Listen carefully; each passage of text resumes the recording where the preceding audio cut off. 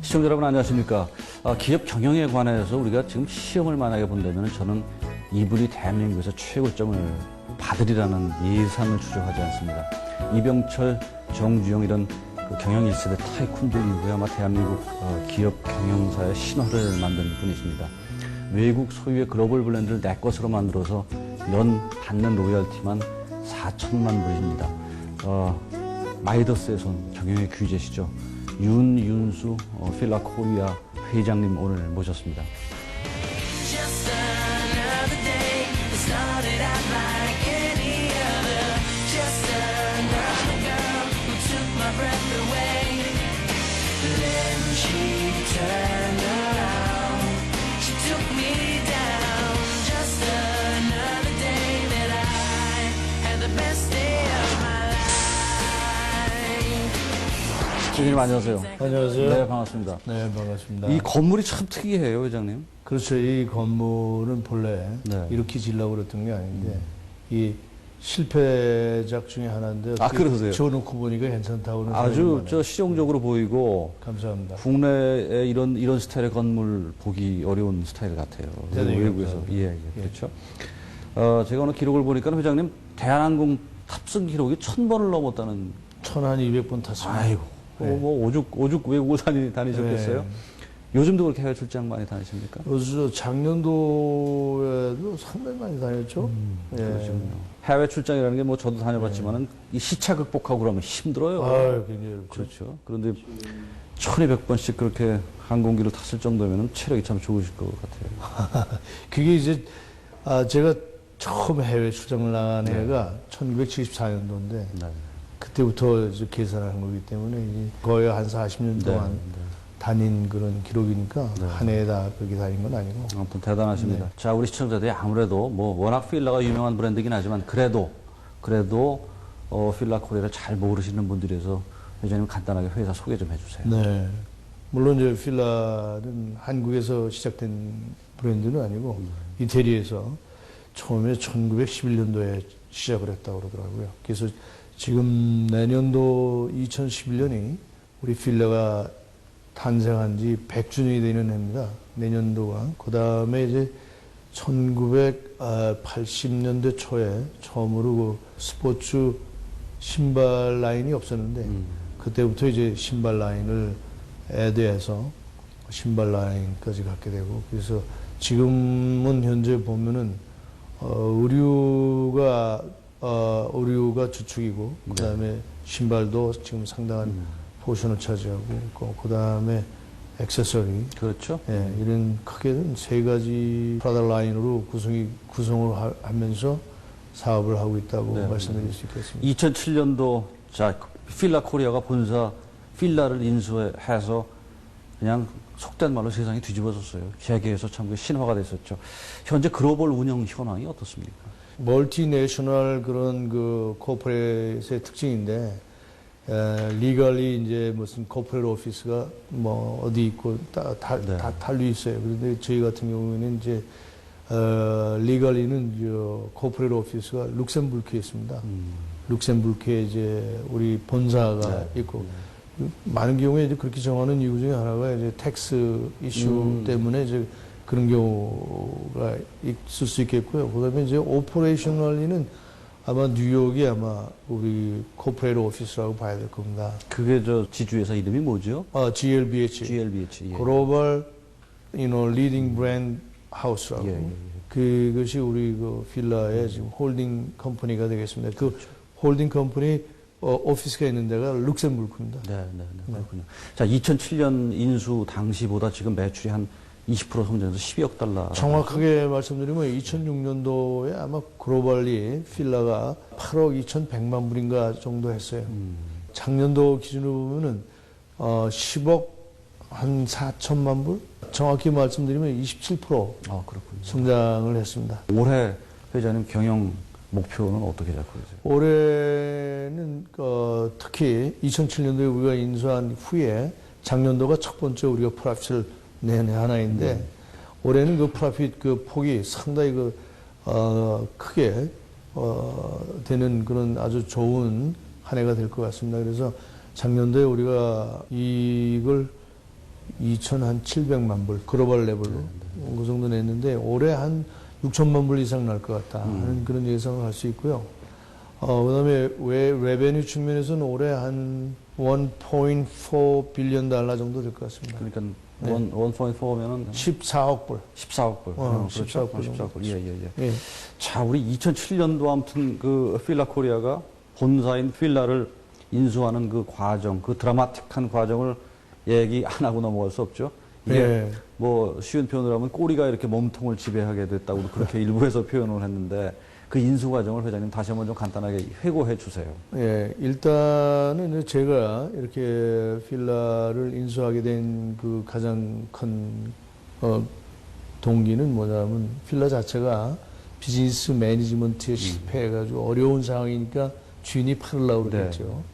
예, 그럴 때 이제 제가 나서서 인수를 했는데 그때 인수한 방법 중에서 재밌는 게 저 자신은 뭐 이렇게 돈이 많지는 않았기 때문에 저 나름대로는 어떤 아이디어가 있었냐면 만약에 내가 주인이 된다면 제가 과거에 그 라이선시 입장에도 있었기 때문에 라이선시로서의 불편한 점 이거를 또 제가 알거든요. 그렇겠죠. 그래서 그런 점을 만에 하나라도 제가 이렇게 클리어해 준다면 이 세상에 여러 가지의 저 필라를 해서 장사를 해서 돈을 벌 수 있겠다는 생각을 하는 사람들이 공덕이도 있죠. 먼저 예를 들어서 일부를 네. 로열티 우리가 일반적으로 보면 7%에서 8%를 차지하는데 그 중에 반 정도는 먼저 프레젠트 밸류 현가로 라이프타임 로열티를 프로젝션 베이스로 해서 계산해서 줄 수 있는 사람도 있겠구나 하는 생각에서 출발을 했습니다. 그래서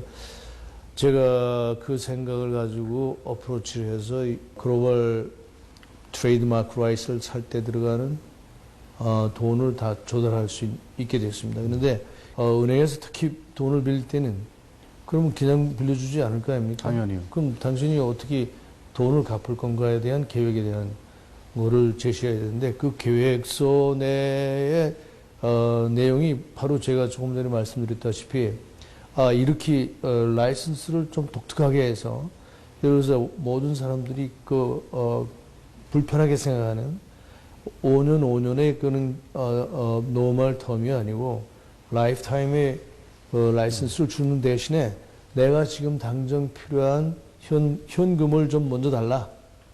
반에 해당하는 포션을. 그래서 그 모자란 부분을 그거를 그렇게 보충을 하신 건가요? 그래요. 그게 주가 됐죠. 그래서 그걸 해서 이렇게 너네 돈을 갖겠다. 은행에다. 네. 그래서 그걸 일종의 담보로 해서 돈을 빌린 그러네요. 거예요. 근데 그 조건이 이제 1년 6개월 내에 만약에 제가 필요한 돈을 3억을 빌렸다면은 3억 불. 네. 그 중에 2억 불을 뭐 1년 6개월 안에 갚아라. 근데 그 1년 6개월 안에 갚으라니 1년 6개월 안에 내가 생각한 바대로 사서 그런 롱텀, 일종의 롱텀, 라이프타임 라이선스 네. 계약을 다 맺어서 돈을 컬렉션해서 갖다 갚으라는 얘기예요. 근데 그거를 해냈다고. 네. 타임리에. 그러니. 그래서 그게 상당히 그 기적적인 하나의 사건이었다. 그게 하나의 또 아주 재미있는 사건 중에 하나고요.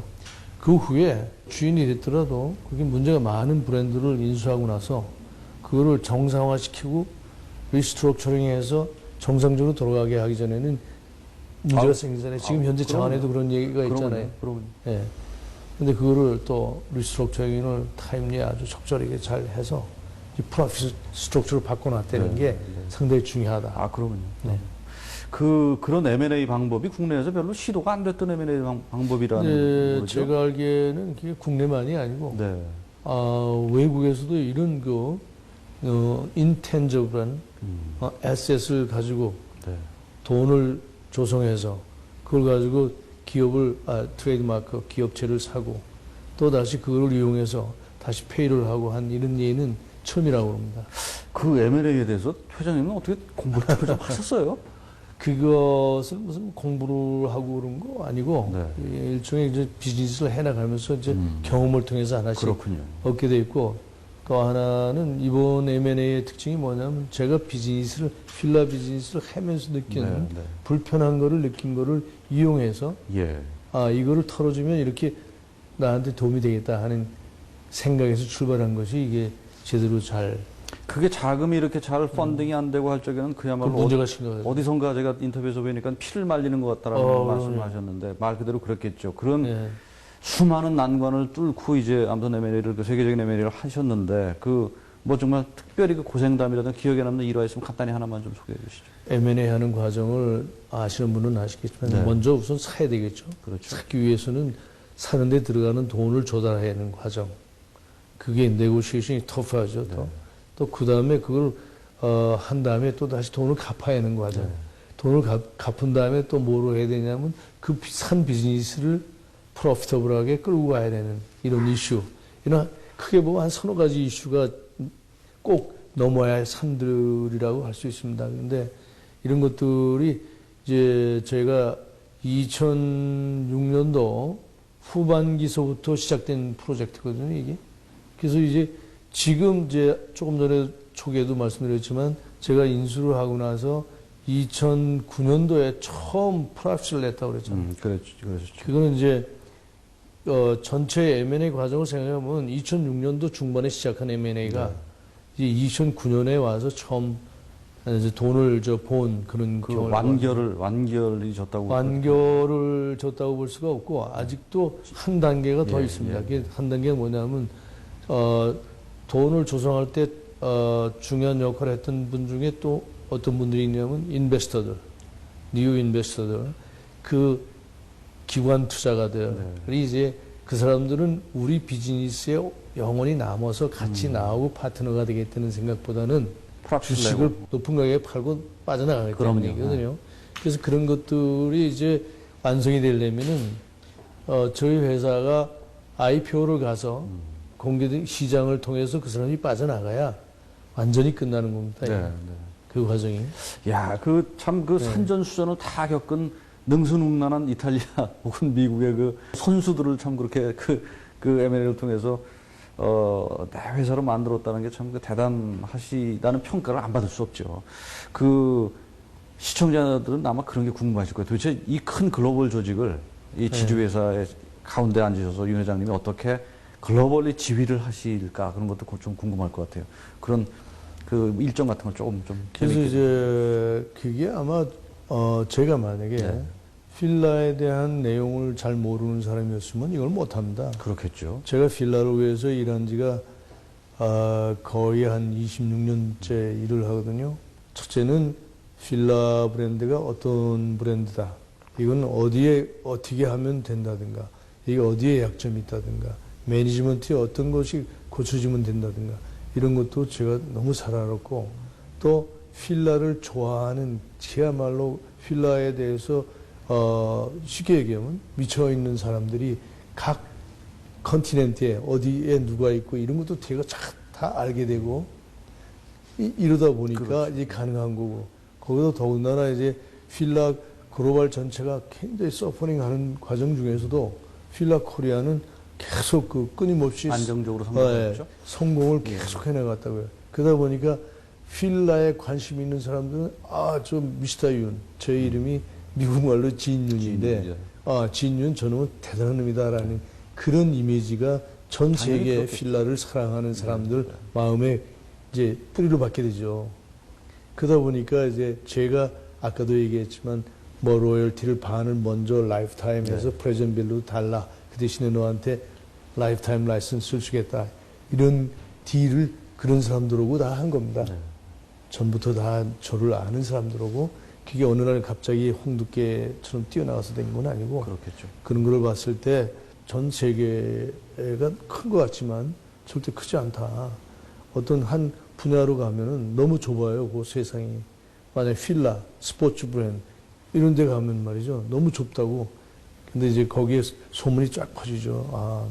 미스터 진윤이 이렇게 한국에서 비즈니스를 잘하고 있다. 예? 딴 데는 다 어려운데 그런 데도 이렇게 성공적으로 끌어간다. 야, 그런 데서 이제 어떤 영감을 갖는 것 같습니다. 사람들이. 그런 데서 어떤 신뢰가 구축이 시작이 되는 거고 그렇게 된 거 아닌가 싶어요.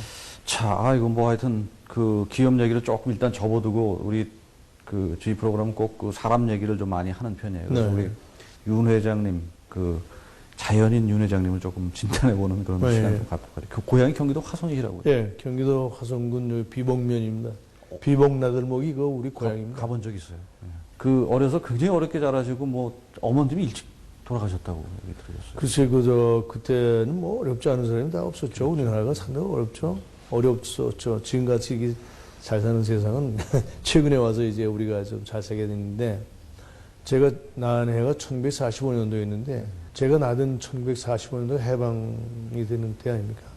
그때 마침 불행하게도 그 제가 태어난 동네에, 열병이, 그러니까 장티푸스, 연병이, 휩쓸고 가다가 우리 어머니가 아이고. 저를 낳고 100일이 되기 전에 돌아가셨어요. 그럼 어머니 뭐 얼굴도 기억 못하시나요? 우리 어머니 기억을 못하죠. 아이고 참. 네. 뭐 다 그때 어려웠다 그러지만 그렇게 부모를 일찍 여인 분은 또 뭐 그래도 많지 않죠. 네, 그런 그게- 특별한 고생을 하신 거네요.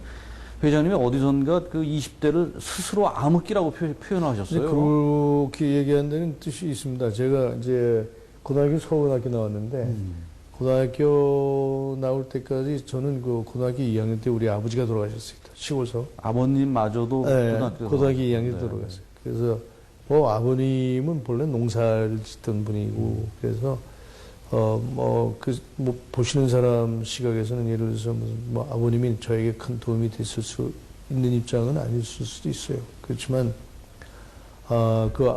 마음속에 엄마도 없었는데 아버님이 계시다 돌아가시니까 상당히 그 충격이 컸죠. 근데 그 아버님이 돌아가시기 한 3개월 전부터인가 제가 이제 시골에 가면은 자기는 살아야 된다 하는 말씀을 여러 번 하셨어요. 예. 왜냐? 내가 이제 엄마도 없이 자라고 고모님이 이제 저를 키우다시피 했는데 윤수 장가는 드리고 자기가 죽어야 되겠다.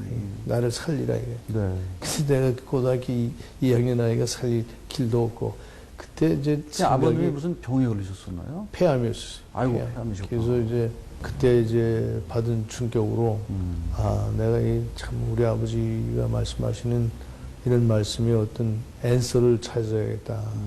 무슨 얘기냐면 내가 뭐 의사가 되면은 캔서를 연구하고 싶다. 이런 생각도 하고. 그래서 이제 고등학교 졸업하자마자 그때 서울대학교 이제 의과대학을 시험을 봤는데 의예과에 아버님 때문에 영향을 많이 그런 영향을 받았죠. 네네. 그 제가 그 첫 해 했는데 실패했어요. 둘째 해 했더니 이제 떨어졌는데 치유외과에 됐어요. 본래 전 생각이 그 생각이 아니잖아요.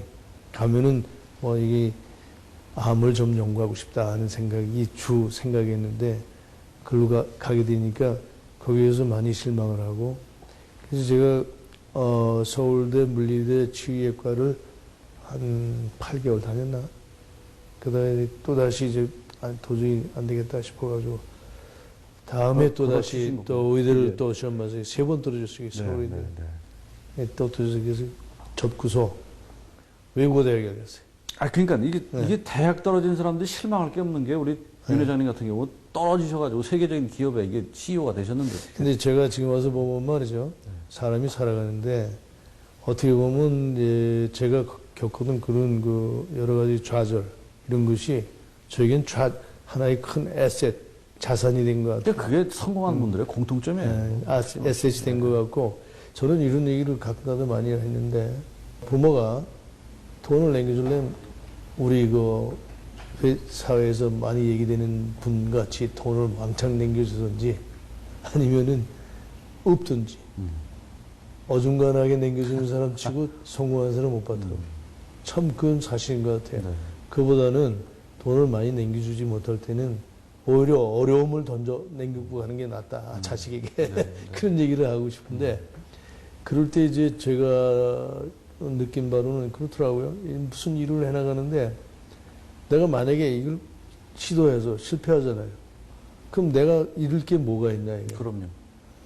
실패했다. 그럼 돌아갈 수 있는 곳은 내가 옛날에 있던 자리로 가면 돼. 네. 루징하는 게 아무것도 없다. 그런데 그런 생각이 일종의 하나의 그 추진력이 되지 않았냐. 이런 생각도 들 때가 있더라고요. 얼마 전에 입학시험, 대학교 저 입학시험 다 끝나고 이제 다 지금 재수하게 된 사람들 또 혹은 대학을 못 간 친구들도 꽤 있을 텐데 네. 나 이거 좀, 윤 회장님 말씀 꼭 좀 들었으면 좋겠어. 이거 극복 얼마든지 할 수 있는 기회가 있는데, 우리 흔히 그냥 대학 시험 떨어지면 인생 끝난 걸로 생각하는 사람도 많잖아요. 근데 그런 거를 잘 이기면은 그러면요. 오히려 훨씬 득이 많이 된다. 이런 생각, 인생을 살아가는데 반드시 1+1을 잘하는 사람이 승자가 되는 건 아닌 것 같아요. 거기에는 그 위에 여러 가지가 또 같이 어우러져서 이 인생이 풀려가는 것 같다. 그래서 오늘 인터뷰 다 시청자 여러분들이 안 듣고 요 대목만 들어도, 야, 이거 뭐 아, 그래? 건진 수 있는 것 같아요. 그래. 자, 감사합니다. 윤 회장님, 그러면 그런 20대, 참 힘들었던 20대를 지내시고, 이제 첫 직장을 얻은 게 미국의 백화점 체인이죠? JC펜이라고 첫 직장은 제가 해운공사. 아, 그러시구나. 해운공사에 제가 제일 먼저 입사를 하게 되고, 입사를 한 지 2년이 있다가 네. 그 다음에 이제 그 당시 70년대 초니까 그 당시 한국이 수출 산업 쪽으로 가야 된다. 이것이 바로 국가의 장래를 위해서 기여해야 할 것이 아니냐. 이런 그 당시 이미 다 아시다시피 대우 실업의 김우중 씨 이런 분들은 그 당시 젊은이들에게 엄청난 꿈을 많이 심어줬죠. 그래서 저도 수출 쪽으로 가고 싶다 하는 생각이 강했어요. 그래서 나름대로 이제 해운 쪽에서 수출 쪽으로 가려고 노력을 하다 보니까 어찌 하다 보니까 미국 대백화점의 한국 지사에서 이제 일을 하게 되는 기회를 잡게 됩니다. 운명적으로 그쪽으로 가신 네, 거네요. 그렇죠. 제가 보기에는 그런 거 같네요. 네. 그렇게 해서 이 필라하고 인연이 맺어진 건 어떻게 돼요? 그게 이제 거기서 이제 있으면서 제가 상당히 뭐라 그럴까 인생에 여러 가지 좋은 점을 많이 경험을 하고 네. 또 실제 지금 와서 보면 JC펜이 6년간의 생활이 저의 일종의 MBA 코스가 아니었나. 비즈니스 감각을 이렇게 그렇죠. 거기서 많이 만들었군요. 키웠다. 네. 그런 측면이 있고 거기서 나름대로 상당히 라이프가 상당히 성공을 했어요. 네. JC펜이에서 제가 상당히 능력을 발휘하다 보니까 다른 회사에서 스카우트 제의가 많고 그래서 그 계기로 화승에서 저를 스카우트 해갑니다. 화승이 그 신발 메이커죠. 그렇죠. 나이키하고는 그 당시에 나이키 했죠.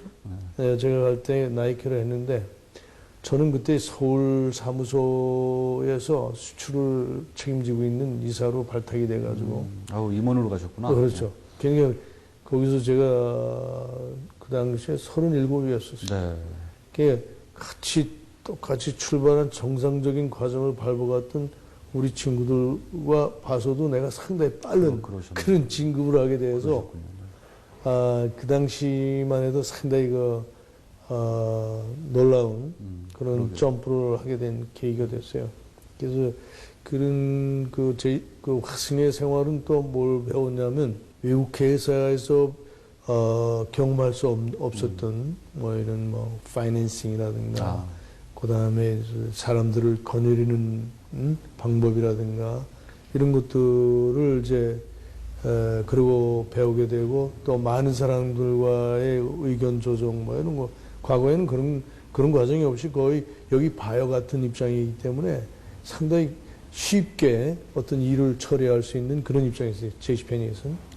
그 과정 이렇게 스텝별로 아무튼 회장님이 이렇게 여기서는 이런 점을 배우고 그죠? 네. 그 다음 스텝 이런 데서는 여러 가지 그럼 또 이런 점을 배우고 우리가 가는 곳마다 이제 소위 비즈니스에 대한 노하우를 이렇게 많이 배우게 되죠. 그러게요.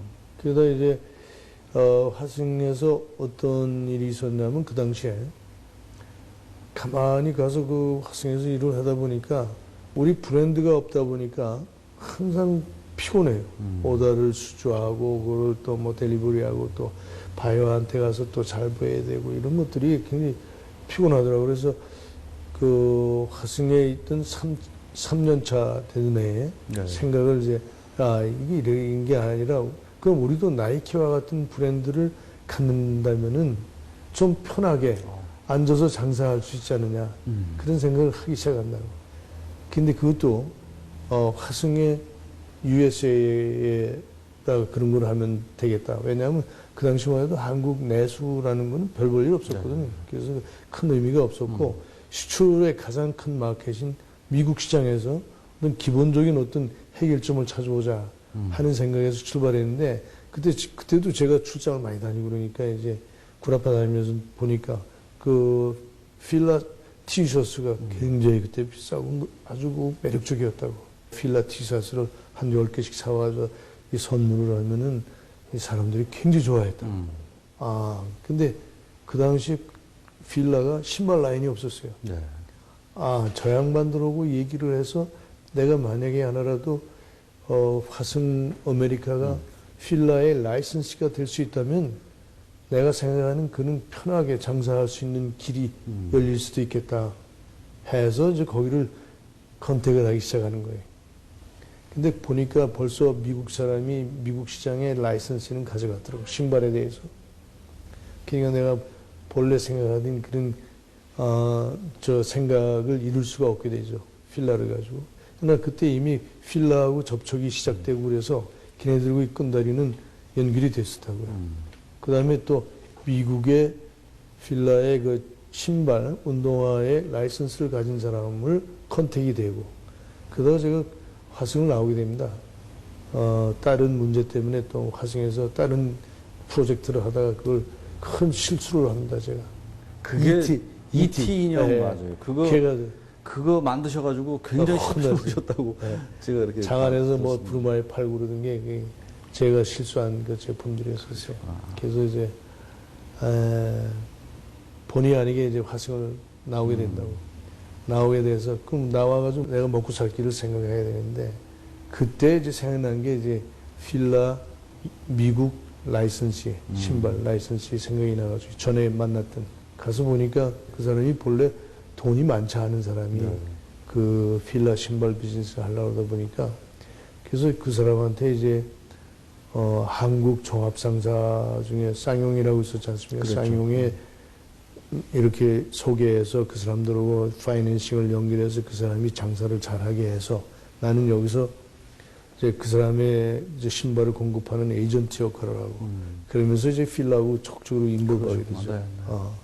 그래서 그렇게 하다가 이제 그 사람이 그 필라 신발로 미국에서 굉장히 돈을 많이 벌고 나는 뭐 그냥 먹고 살 정도고 근데 이제 그런 내용을 들여다보면 나의 역할이 굉장히 컸다고 그래서 네. 우선 그 미국 사람이 파이낸스가 없는 거를 연결해 준 것도 저고 그 사람이 판 신발을 개발해서 생산해서 한 것도 나고 그 사람은 미국에서 판매만 한 거란 말이에요.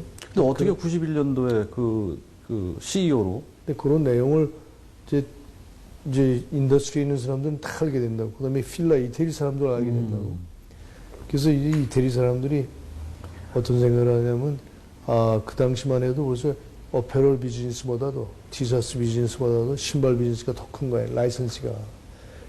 이태리 사람들은 이제 확신이 난 거라. 신발 비즈니스를 테이크오버 하려고 하는. 그래서 그걸 자기네들이 테이크오버 해요. 이태리 사람들이. 그러면서 진짜 역할을 한 사람이 나라는 걸 그 사람들이 캐치업해요. 그래가지고 이제 저를 잡아다가 이제 여기 필라 코리아에 사장을 시키고 그 대신에 나는 그 당시에 필라 비즈니스를 한국에서 또 하면은 재밌겠다 하는 생각을 가지고 그 회장한테 얘기해서 필라 코리아 장사를 시작하게 되죠. 91년도에 회장님이 CEO 되셔가지고 CEO 연봉이 그 당시 평균 10년차 직장인, 제가 이렇게 자료를 봤더니 10년차 직장인 연봉이 2천만 원일 적에 연봉 18억 받으셨어요. 네.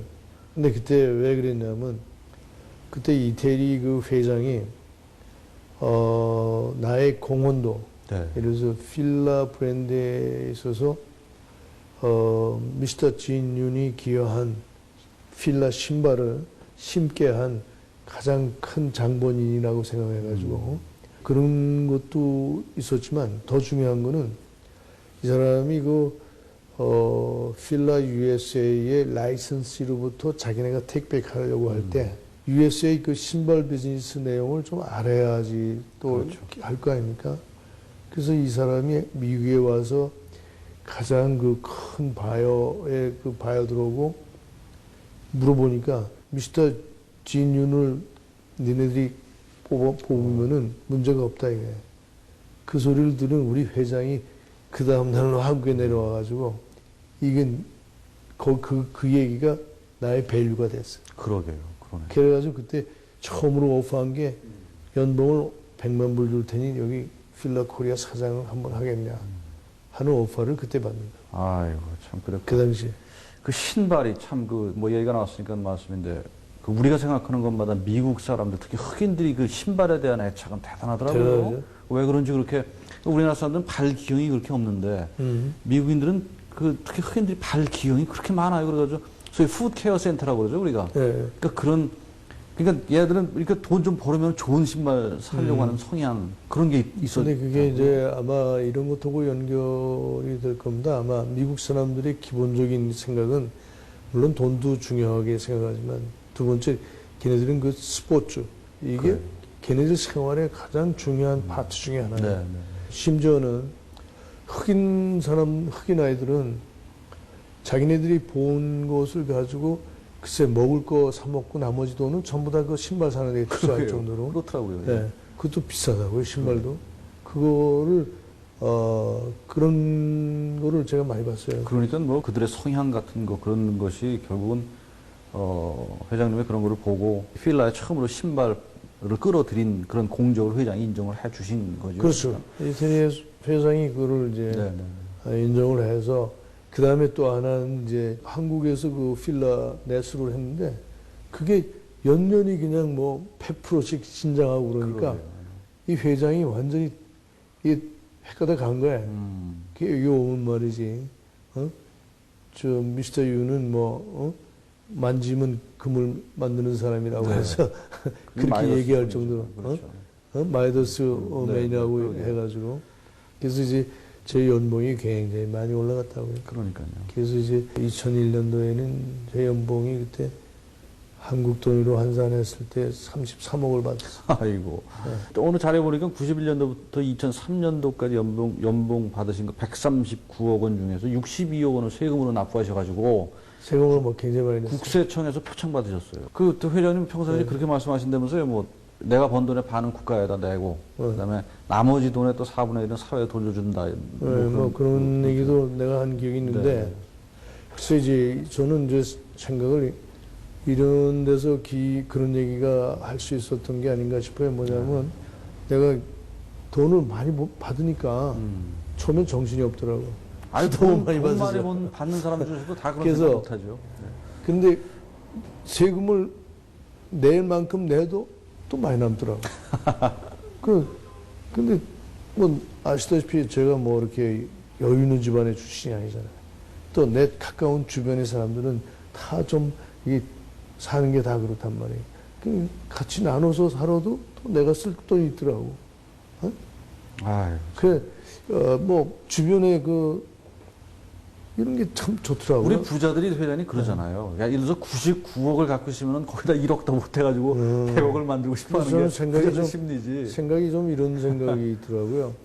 누군가 그런 얘기를 했는데 내가 가장 행복한 순간이 어느 때냐면 누구한테 줄 때 내가 그렇게 행복하더라고요. 아주 뭐 굉장히 행복해요. 멋있다 못해 아름다운 말씀이시죠. 아니에요. 진짜 네. 내가 뭐 이렇게 칭찬받으려고 그런 게 아니라 그렇게 생각합니다. 나는 그렇더라고. 나는 뭐 그렇다고 뭐 부잣집 출신도 아닌데 누구한테 줄 때 가장 행복하더라고요. 그럼요. 네. 그래서 지금도 가능한 한 많이 좀 이렇게 쉐어링 하면서 살려고 하는 생각을 많이 하고 있는데 예를 들어서 쉐어링을 하더라도 가장 내가 가까이 늘 만나는 사람들 이런 사람들부터 거두자 같이. 글쎄 나는 아직 그렇게 모르는 사람까지 막 이렇게 거둘 정도의 재력은 없단 말이에요.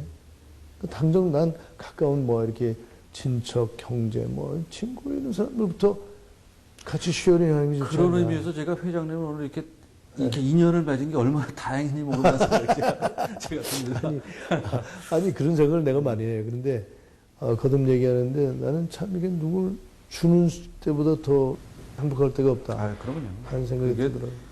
주는 즐거움은 그거 경험해보지 않은 네. 사람들은 몰라요. 그게 얼마나 그렇다고- 좋은 일인지. 그렇다고 해서 지금 내가 뭐 버는 돈도 많은 사람도 아니라고 먹고 사는데 지장이 없는 사람이 그 정도인데 거기다 뭐 가진 데다 조금 더 보탠다고 해서 제가 뭐 한국에 뭐 재벌이 될 수 있는 것도 아니잖아요.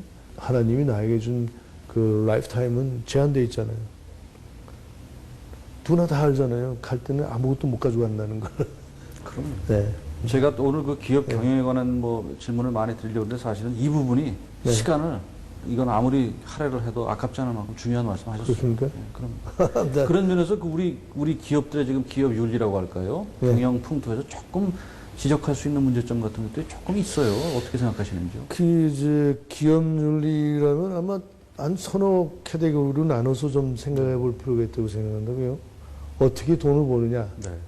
또 어떻게 돈을 쓰느냐, 또 어떻게 그걸 후세에 물려주느냐 하는 측면을 이렇게 나눠서 보면은 우리가 지켜야 할 대목들이 이런 것들이 이제 문제가 됐다든가 이런 것이 있을 수 있어요. 그래서 제가 그 조금 전에 말씀드렸지만은 돈을 버는데 우선 정정당당하게 올바른 방법으로 버는 게 상당히 중요하다. 사실 우리나라 지금 사회에서 가장 문제가 되고 많은 사람들이 돈 가진 분들이 이렇게 리스펙트를 받지 못하는 가장 큰 원인 중에 하나가 그 돈을 어떻게 벌었는가에 대한 그 정당화가 안 돼 있어. 그게 가장 큰 문제였다고 본다고. 그러나 이제 최근에 와서 이제 사회가 예를 들어서 컴퓨터가 등장하고 뭐 이제는 숨길 수도 없잖아요. 더 그러다 보니까 이제 어쩔 수 없이 이제는 상당히 깨끗해져 가지 않습니까? 옛날하고는 다르다고. 예? 그게 좋든 싫든 반드시 우리가 서로 합의해서 이루는 법에 따라서 정정당당하게 벌지 않는 한 그 어떤 사람 손에 쥐어진 돈은 오랫동안 머물기 힘들어지는 게 앞으로 세상이란 말이에요. 그런 점에서 상당히 지금 우리나라도 상당히 클리어 됐다고 본다고. 그런 많이 발전됐어요. 분명히 지금 좋아진 것도 사실이지만 그러나 아직도 갈 길이 조금 남아 있죠. 조금은 있죠. 조금은 있는데 이제 분명한 거는 그래요. 해가 자꾸 가면서 이것이 자꾸 더 나아집니다. 그거는 부정 못해. 그래야죠. 예. 점점 그게 제가 생각하는 희망이다. 네, 그럼요. 그래, 그게 참, 그러고, 그렇게 간다는 건 좋은 점입니다. 아, 그럼요. 아유, 뭐, 당연히. 예, 그렇죠. 그런 게 하나 있고, 그 다음에 어떻게 쓰느냐도 참 중요하다고요. 응? 이 세상을 보면 말이죠. 아까도 이 얘기를 하시다 말했는데, 어떤 사람들은 수십억을 가지고 있는데, 거의 10원이 모자라서 그걸 채우려고 그런다고 그런 사람들도 있을 거고, 어떤 사람은 나같이 좀 골빈 사람도 있을 수 있어요. 예를 들어서, 뭐, 쉐어링 할 때 자기가 행복하다. 난 그렇게 생각하고, 난 그렇게 또 행동할 거고, 그렇단 말이에요. 그건 좋은 거 아니에요? 그래서 그런 거. 근데 앞으로는 그럴 것 같아요. 자기 혼자만이 어떻게 이런 큰 돈을 가지고 있다고 해서 행복하게 되리라고는 난 보지 않습니다. 전혀 그렇지 네. 않죠. 네. 네. 그래서 이런 거 어떻게 쓰느냐 하는 것도 사람들이 많이 지금 생각을 많이 하는데 요즘 보면 말이죠. 무슨 뭐 행복의 온도계 뭐 이런 거 있지 않습니까? 그것도 상당히 그런 거 그때 거치는 돈 보면은 말이죠. 우리나라 사회도 과거의 우리나라가 아닌 것 같다. 많이 좋아지고 있다. 전 상당히 긍정적으로 많이 본다. 그럼 지금 저 회장님 말씀대로 지금까지 우리나라가 근대화에서 현대화 국가적으로 시키면서 how to make money 이거 어떻게 돈을 버느냐에만 집중해왔지. 어떻게 쓰느냐, 스펜드 하느냐, 소비하느냐의 문제는 조금 상대적으로 덜 해왔는데 이제는 시대가 상당히 how to spend money 어떻게 우리가 돈을 쓰느냐 굉장히 중요할 것 같다. 그 시각이 이제 그런 중간에 있죠. 그건 굉장히 긍정적인 흐름으로 저도 보고 있습니다. 자, 회장님 이번에 이제 우리 다시 그 치열한 비즈니스 현장 얘기를 좀 다시 한번 해보도록 하죠. 자, 지금 스포츠 브랜드 업계가 뭐 필라도 있지만은 나이키, 아디다스, 리복 이거 뭐 첩첩산중이죠. 네. 작년도 그 필라 2009년도 글로벌 컨퍼런스에서 윤 회장님께서 전체 글로벌 매출을 5년 내 30억 달러까지 끌어올리고 또 글로벌 브랜드 5위 내로 진입하겠다고 말씀하셨어요. 네. 이 강력한 경쟁자들을 제치고 어떻게 좀 전략적으로 어떻게 하실 건지 한번 좀 미래 비전을 좀 얘기해 주시죠. 그래서 이제 뭐 지금 말씀하신 대로 지금 시장에는 뭐 강자들이 뭐 즐비하게 있습니다. 지금 뭐 나이키라든가 그다음에 디다스라든가 푸마라든가 조금 전에 말씀하신 리박은 이제 아디다스가 인수했고 네.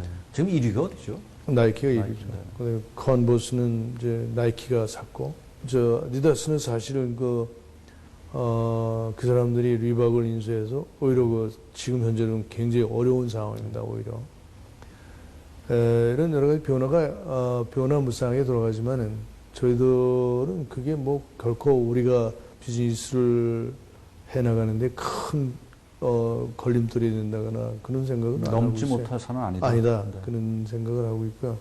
지금 저희가 2007년도에 필라를 인수할 때만 해도 필라는 미국서 거의 그냥 그렇게 상태였었다고요. 필라 USA는 적자가 뭐 굉장히 맞았죠. 그래서 첫 해인 2007년도에 필라 USA만 네. 적자를 6,500만 불 냈어요. 그렇군요. 그 다음 해인 2008년도에 3,400만 불 적자가 났고, 이제 작년도에 처음으로 이제 670만 불 적자가 났는데, 근데 다행스럽게 이 필라 USA 비즈니스가 지금 막 턴어라운드가 돼서 아주 급속도로 지금 아주 성장하고 있다는 사실은 그렇군요. 굉장히 긍정적이네요. 지금 더군다나 그 미국 시장이 경제가 안 좋다는 이때에 그러게요. 지금 이렇게 한다는 거는 고무적인 일이네요. 굉장히 고무적인 일이죠. 자, 그 외국 브랜드를 사들이는 네. 게 아무래도 이렇게 우리 브랜드를 만들어서 가치 축적을 하기에는 시간과 비용이 너무 든다는 측면에서 효율적일 수 있는데 네. 그래도 우리가 국산 브랜드를 세계화하려는 노력 당연히 이거 해야 되겠죠. 당연히 해야 된다고 봅니다. 해야 된다고 보는데 이제 각 에리아별로 우리가 할 수 있는데 에리아가 있고 그렇지 못한 데가 있고 여러 가지 이제 좀 차이가 있을 거라고 생각합니다. 근데 우리가 서 있는 예를 들어서 스포츠 에리아는 어차피 전통적으로나 이런 걸 봐도 한국이 좀 후발주자라고 생각합니다. 이런 스포츠에 대한 어떤 화제나 화제성이나 그런 거를 리드하는 그런 국가 입장은 한국은 아니라고 저는 봅니다. 그래서 그런 경우에는 M&A를 통해서 이미 시장에 나와 있는 브랜드를 테이크오버 하는 것이 빠른 길일 수도 있고 그것이 올리 길일 수가 있다. 이런 생각을 해봅니다. 예를 들어서 문화적인 어떤 예를 들어서 음식이라든가 의복이라든가 이런 쪽에서는 우리 거를 어떻게 좀 더 해도 우리 거가 세계적으로 퍼져나갈 수 있는 가능성이 있다고 보지만 이는 스포츠 쪽은 조금 어려운 면이 없지 않냐. 왜냐하면 기본적인 DNA, 스포츠의 DNA는 역시 웨스턴 컨트리들이 아니었나. 그냥 그들은 생활 그 자체가 스포츠였단 말이에요.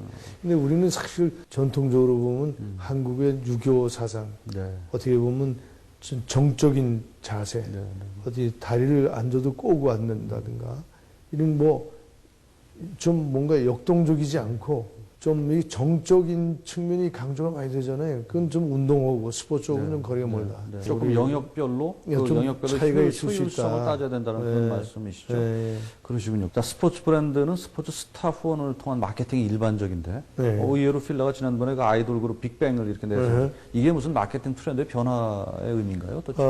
마케팅 트렌드의 정석은 없습니다.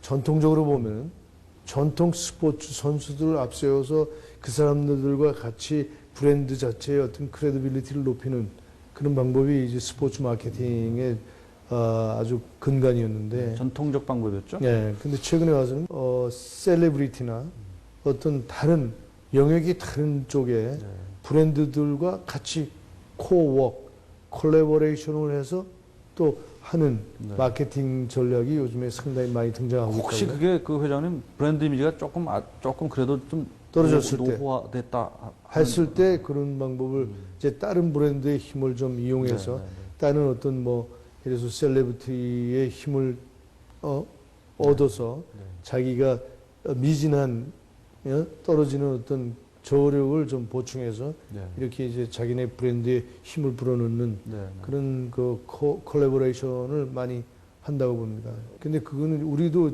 사실은 한국에서 필라 브랜드가 좀 올드했다, 좀 이런 젊은이들에게 이게 부각을 잘못해가지고 그런 면을 그럼 보강을 하자 해서 이제 젊은이들이 좋아하는 어떤 뭐 가수 그룹들과 같이 콜라보레이션을 해서 브랜드를 패시업 한다거나 이런 작업을 하는 것이 일반적인 요즘에 많은 행태입니다. 네. 자, 필라 골프, 필라 키즈, 필라 인티모, 필라 티바, 네. 필라 스포츠 다 이게 네.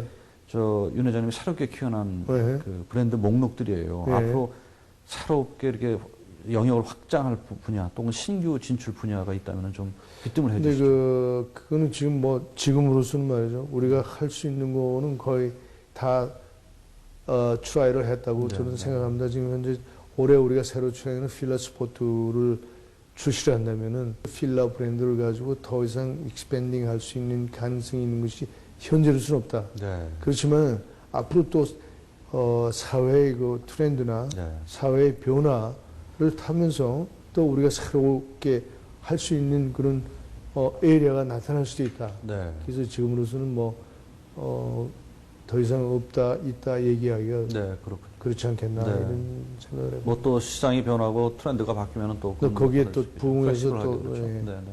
자, 우리 시장이 정말 궁금해하는 질문을 제가 좀 네. 드릴게요. 지난해인가요? 기업 공개 네. 말씀하셨어요. 올해 필라가 이게 시장에 상장이 네. 되면은 이것도 큰 뉴스인데 그럴 가능성이 올해내 좀 있으신지요? 이거는 우리가 좋고 나쁘고 이전에 네. 우리가 꼭 해야 됩니다. 왜 그러냐면 우리가 그 글로벌 브랜드 필러를 인수할 때 참여하신 그 기관 투자가들과 주주들. 우리가 맺은 커비넌트가 있어요.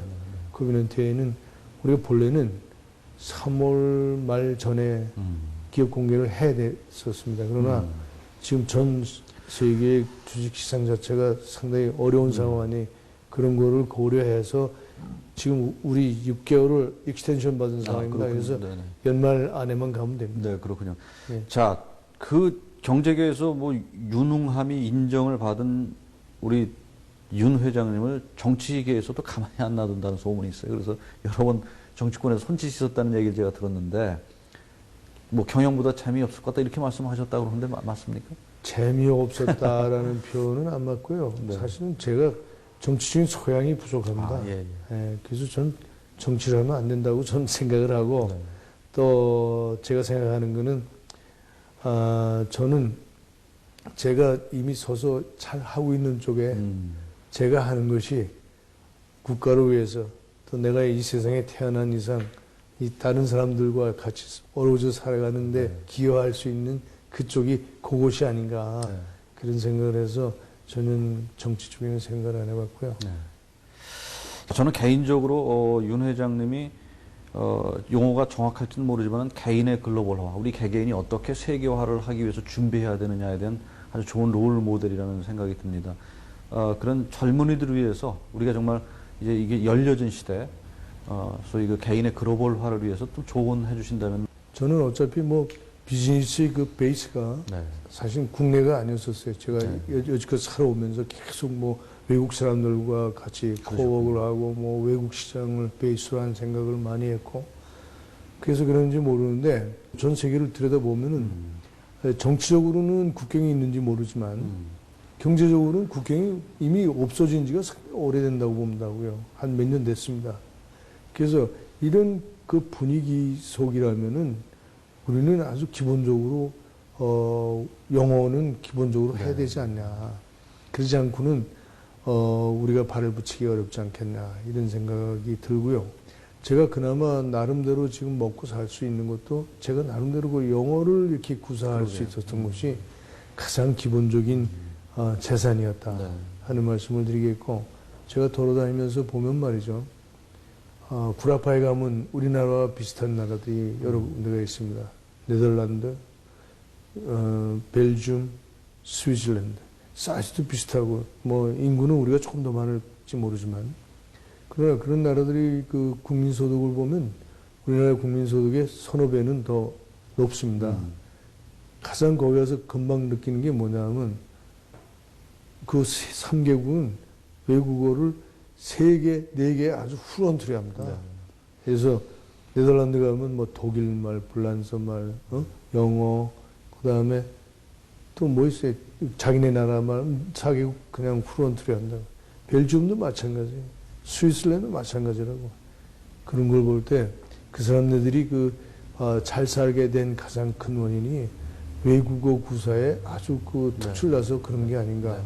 이걸 비춰보면은 우리나라도 영어는 빠른 시일 내에 공용화가 돼야 되지 않겠냐. 두 번째, 그렇게 돼야 우리가 지금 현재 바라는 예를 들어서 확실한 2만 불대 진입이 가능할 거다. 국민소득 3만 불을 하려면 최소한도 일본어나 중국어 중에 하나는 공용화가 돼야 된다고 생각합니다.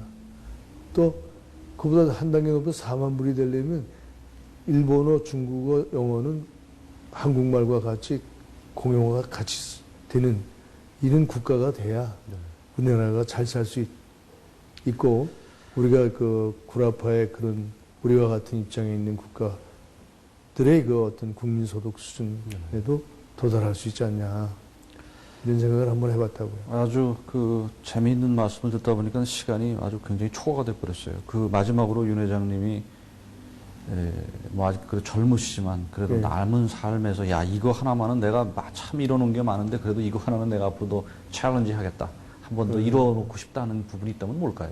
상당히 좋은 말씀을 하셨는데 사실 저도 이제 뭐 젊은 게 아니고 나머지 인생 동안에 좀 이제 내가 하려고 했던 것들을 정리하고 이제 그런 거를 생각할 나이가 됐다고 생각한다고요, 저도요. 제가 뭐 모르겠습니다. 좀 더 젊었으면 다른 생각도 해보겠는데 이제는 제가 정성을 들여놨던 글로벌 필라를 완전히 반석 위에 한번 올려놓고 싶고 향후 5년 내에는 제가 바람은 필라를 세계에서 한 4위 정도 가는 스포츠 브랜드로 진입을 시키고 나면은 글쎄요 어떻게 될지 모르겠습니다. 우선 그게 아마 제일 하고 싶은 일 중에 하나일 거라고 생각합니다. 네.